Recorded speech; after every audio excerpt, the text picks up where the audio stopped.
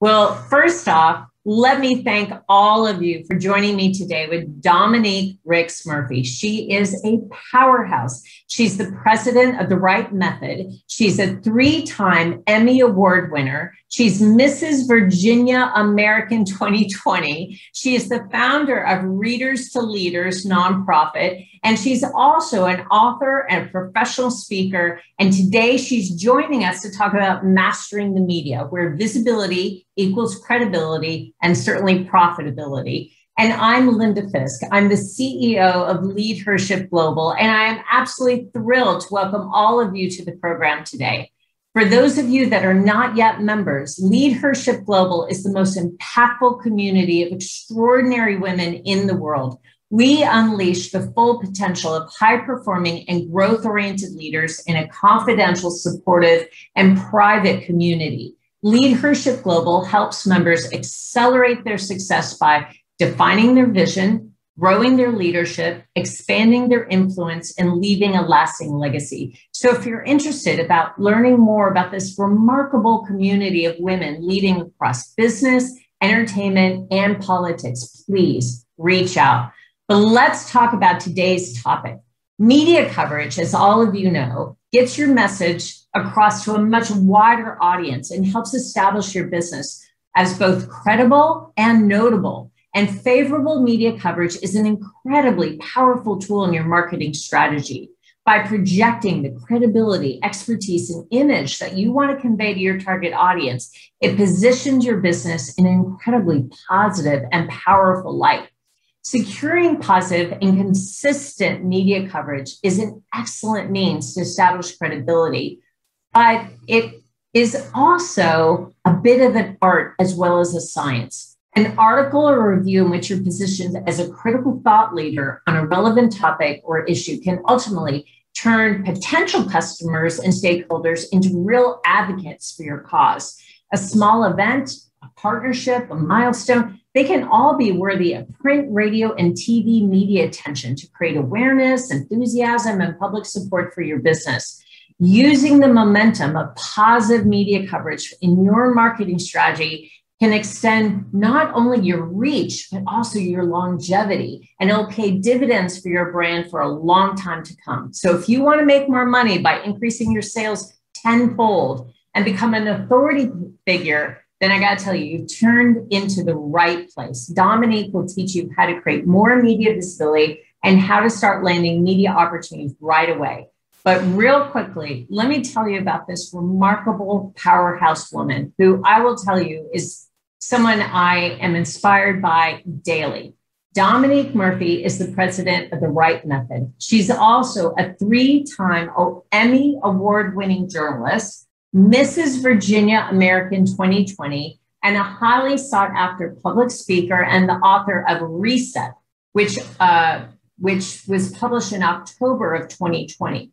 Dhomonique has been featured on The Steve Harvey Show, Fox, ABC, NBC, HSN, CBS, and countless radio, print, and local television platforms. We are so lucky to have Dhomonique with us. Dhomonique, welcome and thank you. Oh my goodness, Linda, I'm going to pay you for that intro later. Yeah, the check's in the mail. Check's in the mail. You are a dynamo. I am so honored to be here with you, Linda. You know what? I think the world of you, and this is just such an honor. Good to see all of you guys today. How are we doing? Give me some thumbs up. I love energy when I talk to groups. I love energy. I love it. So, okay, we are talking today about mastering the media. I want to start with a poll first. How many people here would love more connections? Okay. How many people here would love more customers? And how many people here would love more cash? Every hand better go up on that, right? Amelia is doing a little dance. She's like, yes, I want more cash. Who doesn't? Okay, so let's talk about the media. How you can utilize the media and leverage the media to get more cash, connections, and customers. We call it scaling, right? Growing your business, reaching a larger audience. So we're going to break this down today strategically. I want you guys to fully understand how it works, how you can use it to your advantage, because so often people will reach out to me and they go, hey, I'm really trying to scale my business. I'm not able to touch the people that I want, or the people that I have just really aren't buying from me. What is it? And it's usually multiple things. So we're going to go over a lot of the mistakes people make, and also strategic steps that you should start taking immediately to start mastering the media. So when it comes to media, right, there's the big five that I love to talk about: television, magazines, newspapers, radio stations, and podcasts. Those are your big five: TV, radio, newspapers, magazines, and podcasts. And when we talk about media, the name of the game really is visibility. Everybody wants visibility. I'm going to give you a formula that is going to radically change your life. Visibility equals credibility equals profitability. It's that simple. Visibility equals credibility, which equals profitability. Let me explain. Visibility is being seen. Visibility is exposure. When you are on a television show talking about your product or your service, when you are on anything in the media, right? When you're getting the visibility, people are seeing you. One of the big complaints I get from folks is they have trouble scaling. They have trouble reaching their audience. And there's this saying that someone said to me one time that I loved. And he said, a mentor of mine, if you can't change your people, change your people. And I was like, oh, I love that. He goes, if you can't change your people, change your people. Some people have 10,000 followers, but none of them buy from them. So those count as zero. So if you can't change your people, you need to change your people. And the easiest way to do that is by leveraging the media, because in one article, one post, one video, one story on a newscast, you can be positioned in front of hundreds of thousands of people, a new audience like that. So let me get back to my formula. It was really important for me to make that point. That's why I digressed slightly. So visibility equals credibility equals profitability. Visibility is being seen, exposure on you, on your brand. When you're talking about that thing, your service or your product, that is visibility. When people see you, when they hear about you, it makes you more credible, right? When you're in the media, people go, wow, she must be better. He must be really good because he keeps getting covered. She keeps getting coverage. It makes you an authority in your own space. That's the credibility. And when you are an authority in your own space, inevitably you get profitability. So let me break this down one more step. Let's use an example that we all can think about, right? If I was to say, close your eyes, and for anyone who's listening, you don't make sure you're not driving. If I said, close your eyes and think about a car insurance company or car insurance companies. Just like that, you came up with one, right? You might be thinking, ooh, Progressive or Aflac or State Farm or Farmers or whatever the company is. Something or several companies came to mind, right? But yet they're not even here, but you thought about them. So that is what we talk about when we say visibility. The reason why those companies came into your mind is because you have seen them over and over and over again. You've heard their ads on the radio. You've seen their commercials on television. You've seen their ads on billboards and on the sides of buses. And so many times, even when you didn't realize you were seeing their messages, you were seeing them subconsciously. So inevitably, when I say car insurance company, you're like, oh, I know. Here's one. Visibility. Now, if I said, hey, I have a new car insurance company, it's called Dhomonique's Auto. It is phenomenal. Like, you should come to Dhomonique's Auto and get your auto insurance from me. Most of you are going to go, that's awesome, but I'd rather go to the other guys. And if I say, well, why is that? You're going to say, I don't know. I just, they've been around. I've seen them. The reason why is because they have the visibility, which means we think of them as being more credible. Dhomonique's Auto could be just as good, if not better, than those other companies. But because they have the visibility, because they have the exposure, we perceive them to be more credible. We raise them up as an authority in their industry, right? And inevitably, when I say you need car insurance, are you going to buy from Dhomonique's Auto or are you going to buy from State Farm? You're going to go to a company that is reputable to you. So visibility equals credibility, which equals profitability. So now that you understand how it works, we need to make that you. You've got to be the State Farm of this, right? How do you become a solution to a problem when you are not there? The key when it comes to media is you want to be the solution to a problem when you are not there. So essentially what that means is, if I was to say to you, and this is an example one of my mentors gave me, his name's Jeff Hoffman, he's amazing.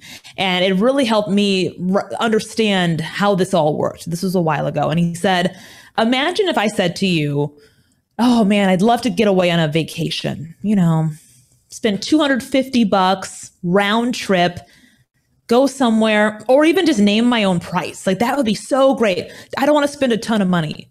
Do you know of anybody? Just like that. Again, you're going to go, ooh, Priceline.com or Cheap Tickets or Kayak. A company like that is going to come to your mind, yet they're not here. So we are selling, if you will, on their behalf. We are presenting things on their behalf. So they have become a solution to a problem when they're not even here. And that is what you are going to do with your business to land consistent media opportunities. That's how you're going to position yourself to be the person that they call on over and over and over again, because you're the solution to a problem.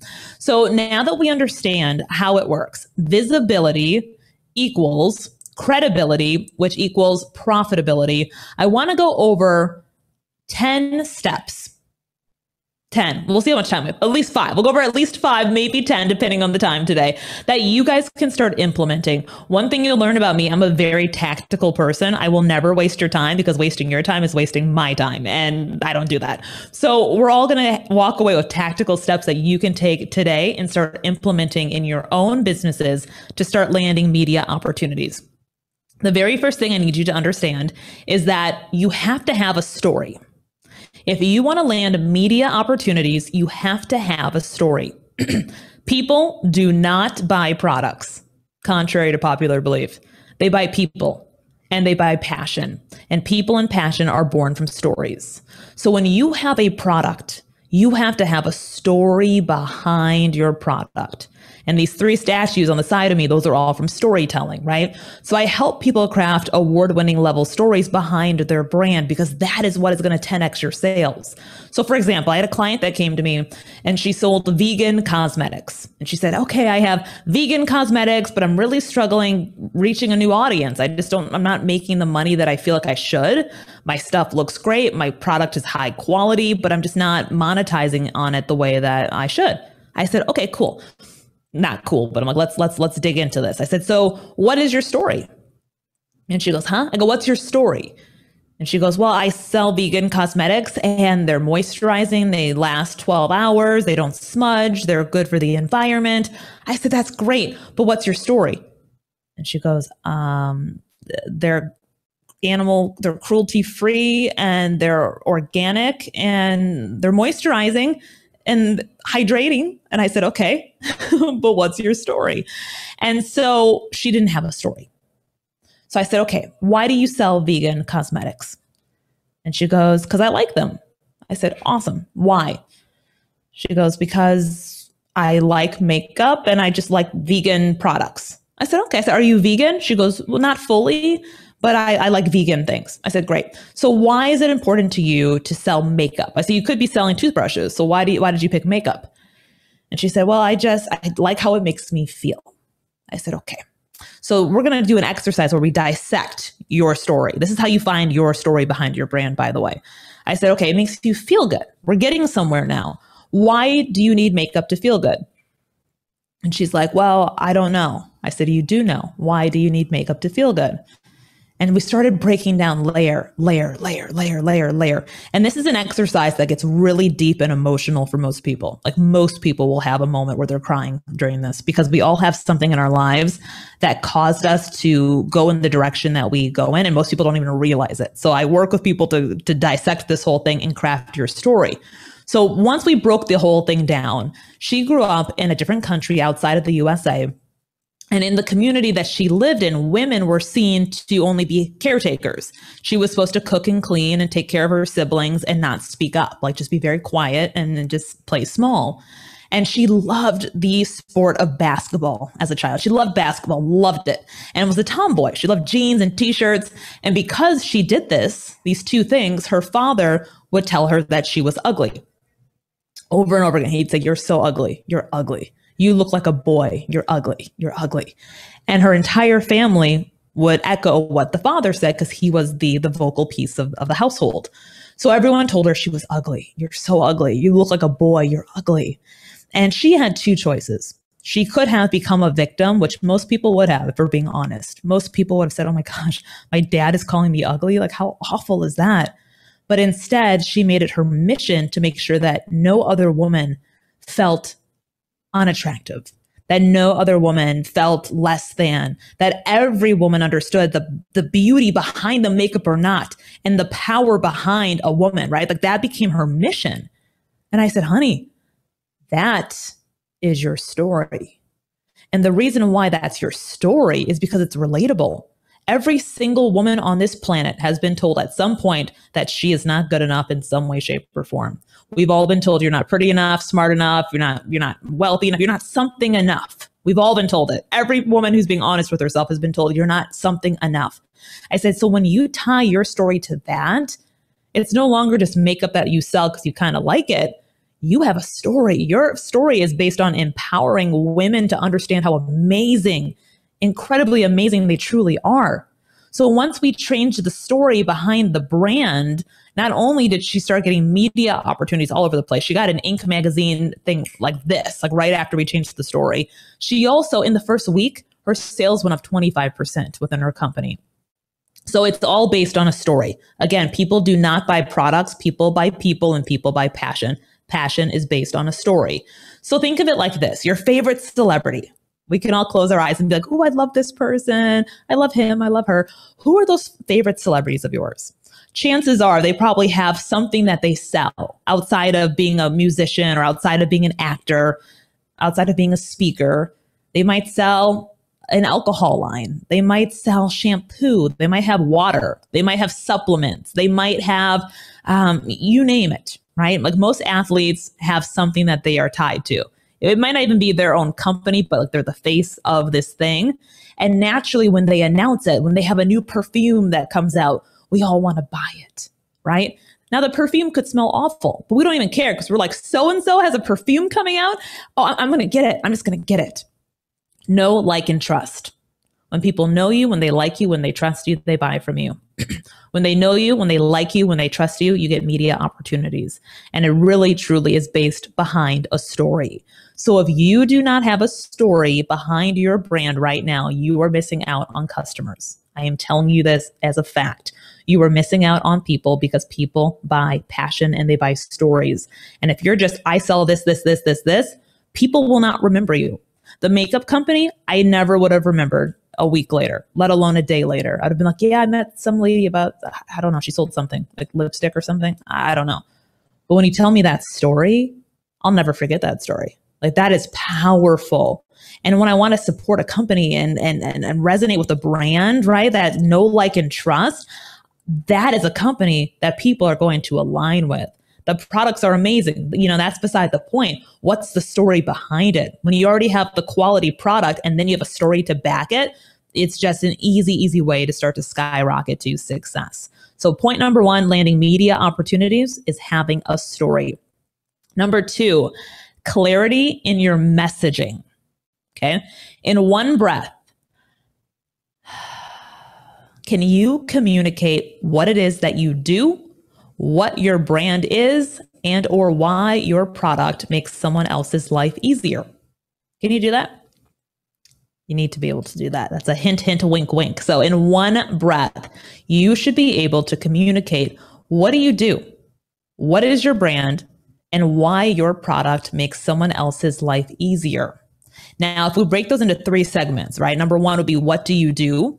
You need to be able to answer that question in 26 words or less. What do you do? Well, when I was 5, I once did.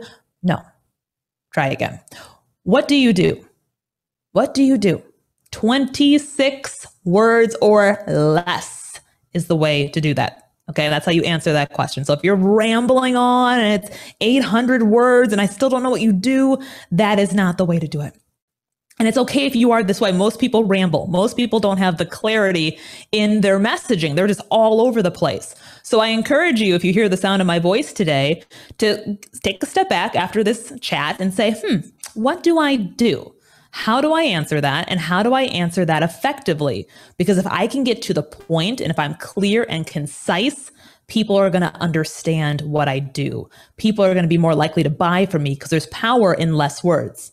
It's power, right? Less is more every single time, especially when it comes to the media. If you're all over the place, if you're rambling, if people are going, wait, what? If it's not clear, then you've lost somebody, you've lost customers. And it's really difficult to get into the media if you cannot speak in sound bites, right? That's short, concise statements, if you will. So clarity in your messaging. What is your brand? Again, 26 words or less. What is your brand? What do you sell? Oh, well, I sell all kinds of stuff. No, what do you sell? 26 words or less. What is your product? What do you sell? And the third thing is, how does your product make someone else's life easier, better, simpler, right? 26 words or less. So write that number down, circle it, highlight it, dog ear the page, right? Just so you can come back to it, 26 words or less. Number 3, if you're looking to get media opportunities, I need you to have a strong brand presence on social media. Now, some people are going, yay. Others are going, oh, I hate social media. You're probably one or the other. And it's okay if you hate it, because a lot of people do. I get it. It's a lot of work. You got to post pictures and captions and hashtags and algorithms and certain times and on and on and on. I get it. Trust me. My husband is allergic to social media. Like he's not on it. He refuses. I'm like, come on. He's like, no.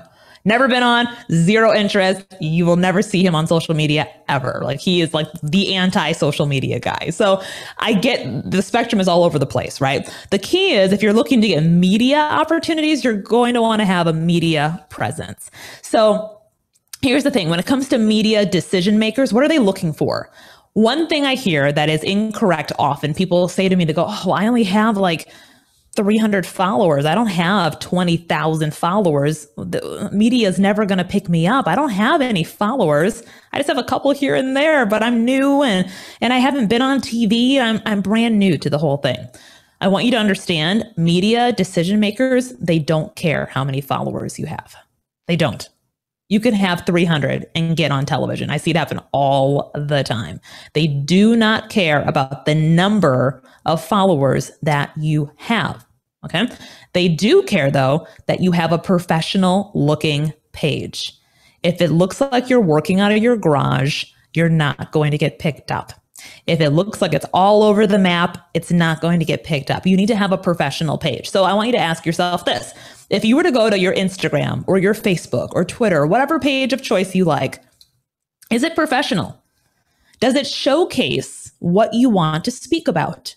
So let's say for the sake of this conversation, you're a fitness enthusiast. You're big into fitness.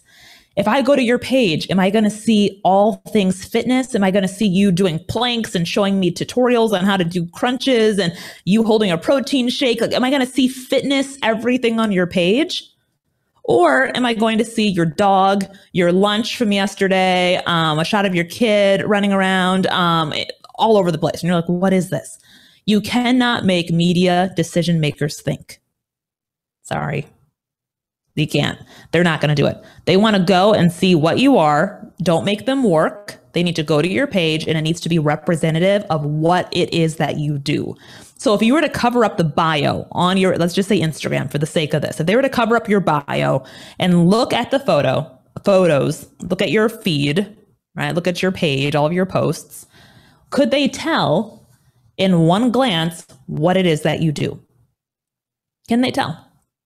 If the answer is no, then your page needs to be changed. Now, you might be saying, well, Dhomonique, I have my personal page and I don't want to erase my kids and my dog and my lunch from yesterday. I like that sandwich I had yesterday. It was delicious. I want to keep it on there. So here's what you do. There are workarounds for this. You might want to create a business page. Not a bad idea. So you can create a business page on any social media platform. You can do it on Instagram. You can do it on Facebook. And what you'll do is you will tag or link rather your business page to your personal page. So for example, if you go and search Dhomonique on Instagram, you will see my business pages connected to my bio. So if they want to learn more about Dhomonique as a person, my brand, that's that page. If they just want media mastery and they're like, there's a lot of stuff here, I just want media only, they will go to that and then it's only media stuff, right? So you can segment what it is that you do out by having business pages. The key thing is when media outlets are looking at you, they need to know what it is that you do, who you are, and what you represent.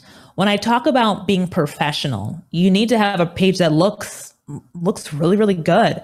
There are several free resources out there, one of which is canva.com. It's CANV like Victor A.com, canva.com. They have a pro membership. I believe the pro is like $13 a month. That's what I have, but they have a free version as well.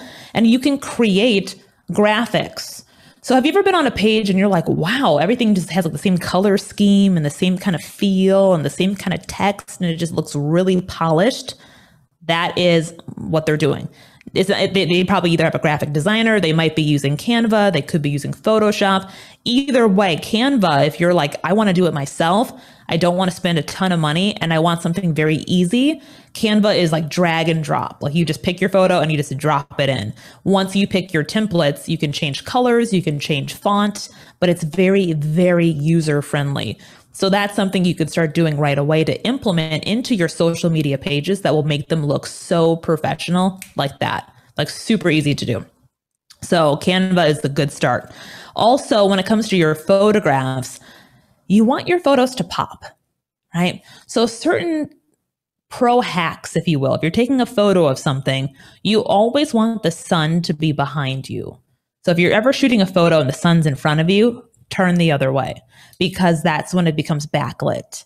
So sometimes you have posts on your page and you're like, wow, this looks really like shadowed or really dark, or it didn't come out right. It's because oftentimes you're backlit. So you want to turn, again, the sun is always behind your head. It's never facing you. So that's a little pro hack that you can use as well to get quality photos. You can also use different apps to make your photos pop more. Like Snapseed is a really good app that you can use to add a little more saturation, if you will, to the colors of your photos. Just there's so many things out there. You can use Canva for this as well. They have filters and whatnot to really make your photos pop a bit more. So when we talk about media, having a strong presence on social media, but again, it does not mean that you have to have, it does not mean you have to have thousands and thousands of followers. Not at all. You literally just need to have a professional looking page that showcases who you are, what you do, and why you are an authority in your space. A pro hack for you guys, just so you know, media outlets love someone they can trust. And how can they trust you? Number one, it goes back to your social. What does it say about you? What does your website say about you? Does it look professional? Does it look clean? Does it just look really polished? Can they trust your credibility? And that really starts with your social. That's your business card nowadays, even though we don't look at it that way. Your social media, your Instagram is your business card. So when I go to your Instagram page, I am literally looking at, what am I going to get when I see you? What am I going to get? What are you going to present to me? So we have to start taking social, even though a lot of us don't like it, we have to take it more seriously, because that literally is a business card. And when we talk about media, they're into media, social media. It's a form of media. So they're going to see, what are you doing on media in their, in their own eyes? Like, what does your social media look like? So do not overlook it. And remember the trust factor as well, right? They want someone they can trust, who's credible, who has good information. The next thing that media outlets are looking for is effective communication. Effective communication. Can you string a sentence together? Can you? If someone asks you anything about your business, hey, tell me about your business. Or if they ask you something specific about your business, can you answer it without stumbling? Can you? If not, that's okay. It is okay, but start working on that. Start working on speaking clearly. You might want to set up your phone, right? Set it up on the side of the room and record yourself and do a mock interview. Have somebody ask you questions that you know. So don't ask, find a good friend. Don't have them ask you so what is 10 million times? None of that stuff, right? None of that. They're going to ask you questions that you will know the answer to. So tell me about your business. When did it get started? Why did you start that business?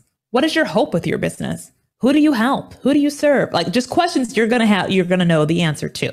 So then once they start doing it, you're going to record yourself and you're going to watch it back and you're going to look to see if you are speaking effectively. And you're also going to look for cues of nervousness.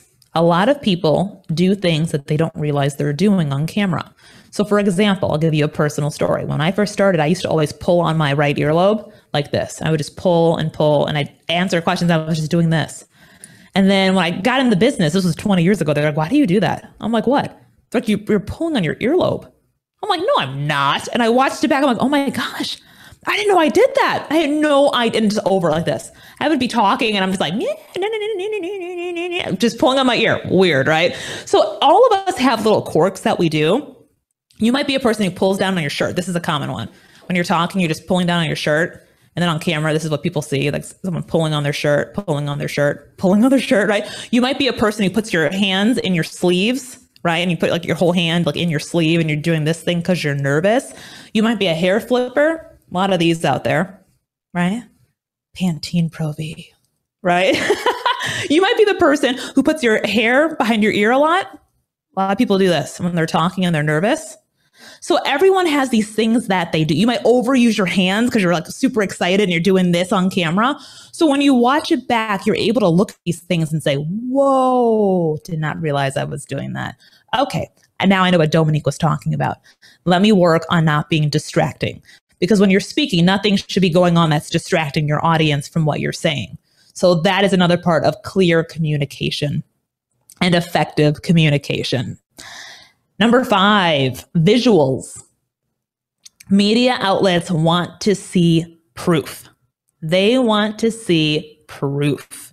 If you are looking to get into the media, and again, the big 5, TV, magazines, newspapers, radios, and podcasts, if you're looking to get into those, they want to see what you've done.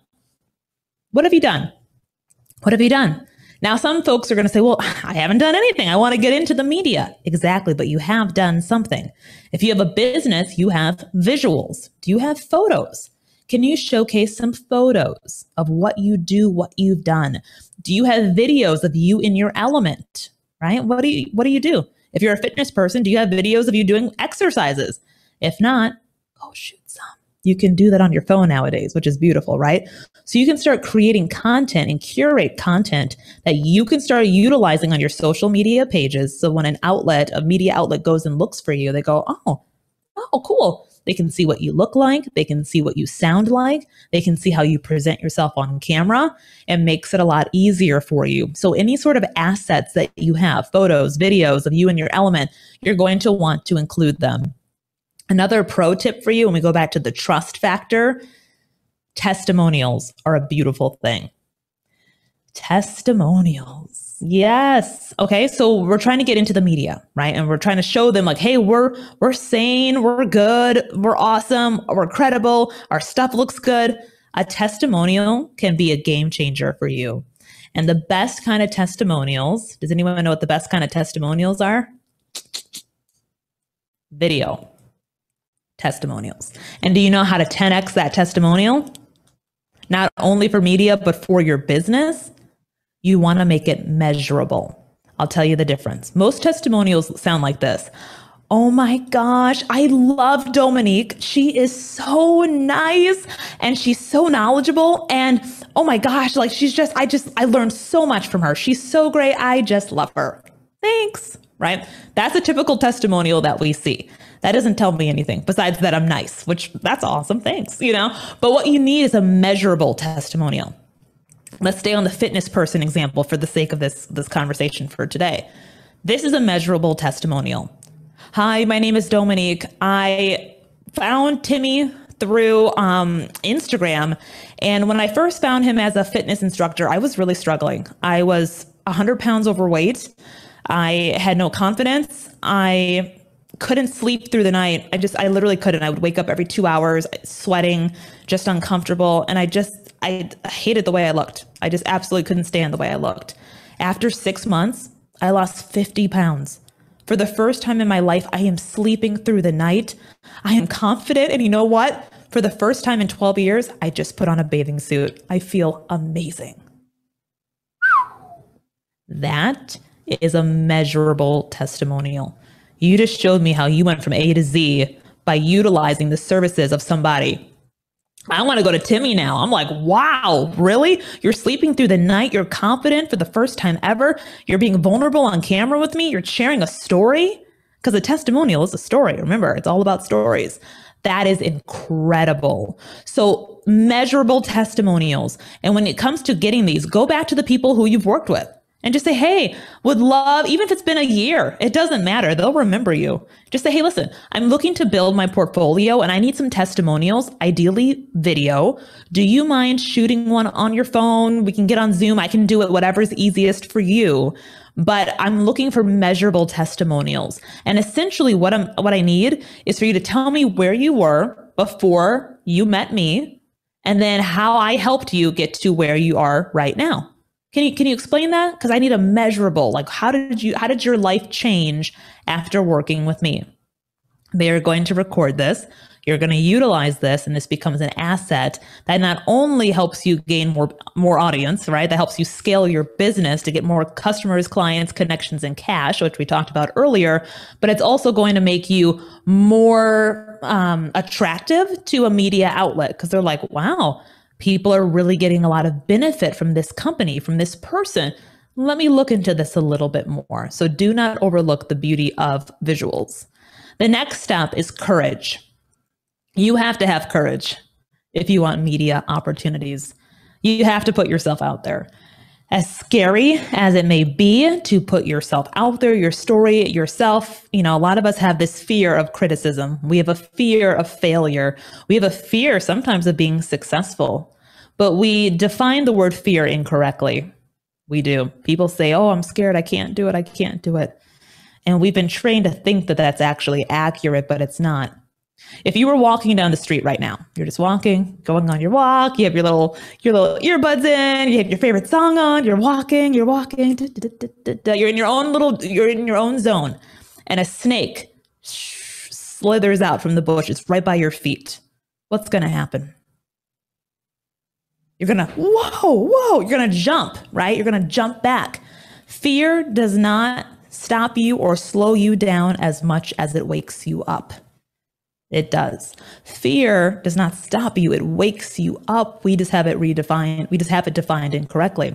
So when you are scared, when you have that little thing in you that's like, I can't do it, you have to jump. If you want more for yourself, if you want a larger audience, if you want to be positioned for media opportunities, you have to jump. It is going to be uncomfortable at first. It is, because you've never done it. It's going to be uncomfortable at first. It's like if you go to the gym and you start lifting weights. Nobody goes into a gym for the first time and starts bench pressing 100-pound weights. Nobody. Arnold Schwarzenegger never did that. Okay. You start with 10 pounds and then you build to 20, and then you master 20 and it's easy. And you're like, okay. Then you go to 30 and 30 is hard. You're like, oh, and then you master 30 and you're like, oh, that's easy. And you build and you build and you build. And the same is true with media. I'll give you another example. It's like shoes. You're walking in the mall, you see those amazing shoes. You're like, oh, I love these shoes. You pick up the shoes, you buy them, you take them to the counter, you get them home, right? You buy your shoes, you put them on the bed. I don't know about you guys, but this is what I do when I get shoes. You take the lid off, you're doing your little happy wiggle dance because you got the shoes you love, and you pull them out and you're like, oh, they smell new and amazing. You're like, I got my shoes. Then you put them on your feet, and although they look amazing, ooh, they're uncomfortable. Right? You're like, oh, they look good, but they don't feel great. Yet, you have to break them in. The media is the same way. When you're putting yourself out there, when you're telling your story, when you're speaking up, when you are commanding a room, it is going to be uncomfortable at first until you gain the muscle memory, until you break it in, until you work on that craft over and over again. And once you get to that point, it will get easier and easier and easier, right? When a child is born, a child has to be held. It's not long before that child is crawling. It's not long before that child is walking, then running. And before you know it, you're like, wow. And the same is true for you. So you want to take one step at a time. Dr. Martin Luther King talked about the staircase. And he said, it's not about seeing the whole staircase, because that's what stops us, right? We're like, oh, the whole staircase, I don't know. You just take one step. One step. Everyone can take one step. What is one step forward that you can take today to get yourself out there, to get your story out there, to get into the media? What is one step you can take today? Don't focus on the staircase. One step at a time is the way to master the media.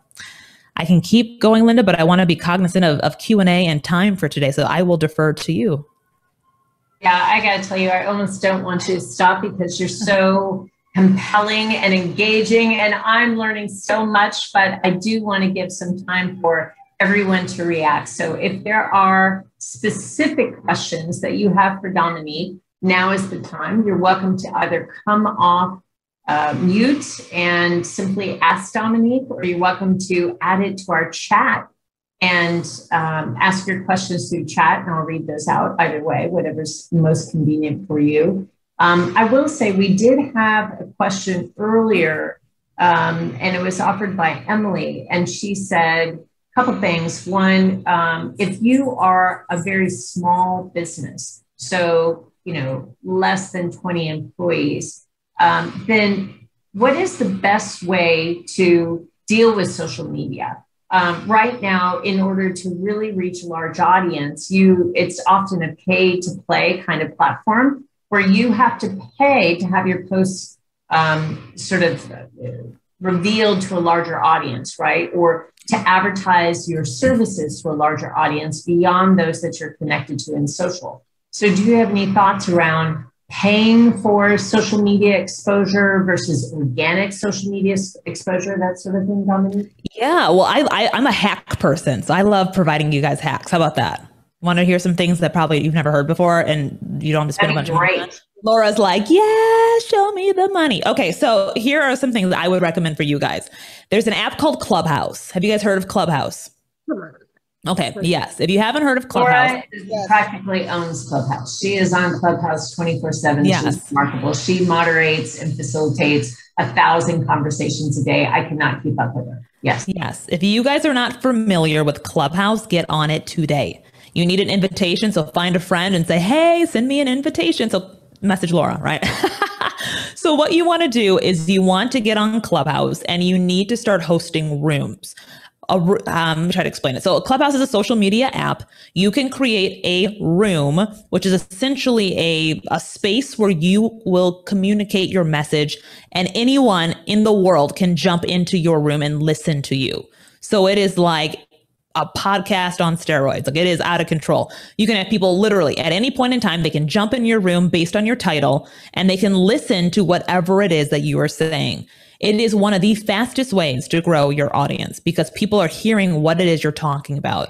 I mean, I'm on Clubhouse a ton and I have grown my leads like hotcakes on there. So I encourage you, if you're looking to grow your list, right? You need to grow, you need to get a larger audience, to sign up for Clubhouse. Get on Clubhouse, find somebody that has an invite and say, hey, please, I'll pay you for it or whatever. I'll bake you some cookies. Get on there. So I would recommend that. Number two, growing your audience on Clubhouse. Collaborations are a beautiful thing. People overlook this often. They're like, oh, it's me against you. Find someone in your industry who's doing something similar. It does not have to be the exact same thing, but someone similar who has a similar following. So for example, if you have 10,000 followers, I'm just using 10 because it's an easy number for us all to understand. If you have 10,000 followers, you want someone between like 18,000 and like 7,500 ideally. And you're going to reach out and say, hey, listen, I see you and I are doing similar stuff. This is awesome. I would love for us to collaborate. And how you find someone in your niche, if you're like, how do I do that? You're just going to search. So if you are in fitness, in your search bar, fitness blogger. Okay. Fitness. So influencers do not call themselves influencers like the real ones. They call themselves bloggers. So you're going to type in fitness blogger, legal blogger, educational blogger, whatever your niche is, blogger. It's going to populate the real players in the game on social. Find them, send them a message and say, hey, listen, love what you're doing. Check out my page because by now your page looks really good. Hey, check out my page. I would love to do a collaboration together. What do you think? We can go live on Facebook. We can go live on Instagram and let's do 30 minutes. We talk about 5 trends that are happening in the fitness world and we just kind of collaborate. Nothing formal, just you and I talking and filling our audience in on some really good nuggets of information. They'll say yes. And then here's the beauty of collaborations. You're leveraging each other's audiences. So when you go live and they go live with you, it's going to push you out to their audience, right? So their whole audience is now notified about this person that they know, like, and trust. And it says, oh, they're in a room of Dhomonique. They're live with Dhomonique. And they're like, who's Dhomonique? Never heard of her. They go on because they know, like, and trust the person they follow. And inevitably they see you and they're like, whoa, she's really good. He's really good, right? And then they follow you. And then the same is true with the opposite. So your followers are notified who love you. They have no idea who this other person is. They're going to get a bunch of followers. So if you're looking to grow quickly, I'm all about organic growth because, you know, when you buy followers or when you pay, it's just, I mean, you can pay someone to do organic growth for you, but I would never pay for followers because that's more just for vanity metrics. That's not going to help you make any money. In fact, it might hurt you because if it says you have 40,000 followers and every post has 2 likes on it, people are going to go, you bought your stuff. It's really obvious to tell who's bought followers on social media. So I would encourage you not to buy at all, do organic growth, use collaborations because you get to leverage each other's audiences. And even now on Instagram, you can do 4 people on Instagram, 4 people. So you can just start growing so rapidly by the beauty of collaboration. So don't compete, start collaborating. Those are 2 hacks I would use right away to start growing your audiences. That's so smart, Dhomonique. Thank you so much. And habits based strategies I've used too.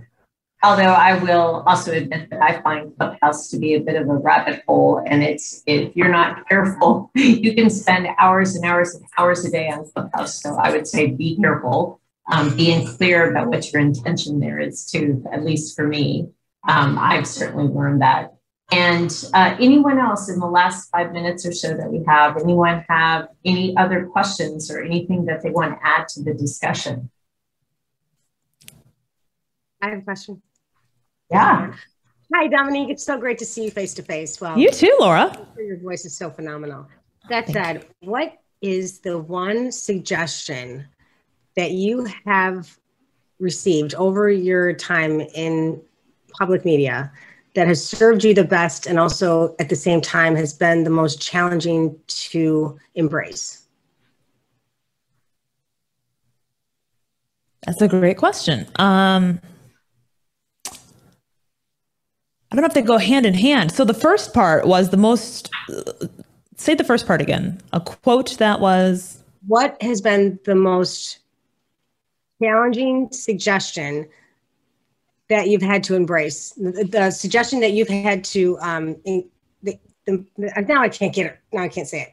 What's been the suggestion that you have received over your time in media that it simultaneously has been the most challenging to embrace and also has been the most beneficial in terms of your public presence? Yeah, I wouldn't say it wasn't the hardest to embrace, but okay. So to answer the question, for me, being myself.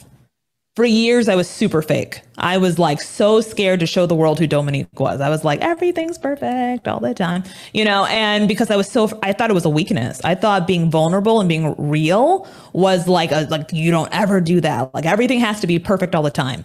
And then here's the story behind it. I was at an event talking to young girls. And I love mentoring young ladies. And so they were probably like 13 and younger. And one of the girls said, hey, can we play a game? I said, yeah, I had just showed up. She goes, we're going to play. Guess what I see when I look at you? And I said, I've never heard of that, but let's play. Sure. Okay, whatever. And so they all started saying things that they saw when they looked at me. So they were like, oh my gosh, you're really pretty and your life must be so easy. And it's just, everything's perfect for you and it comes really easily.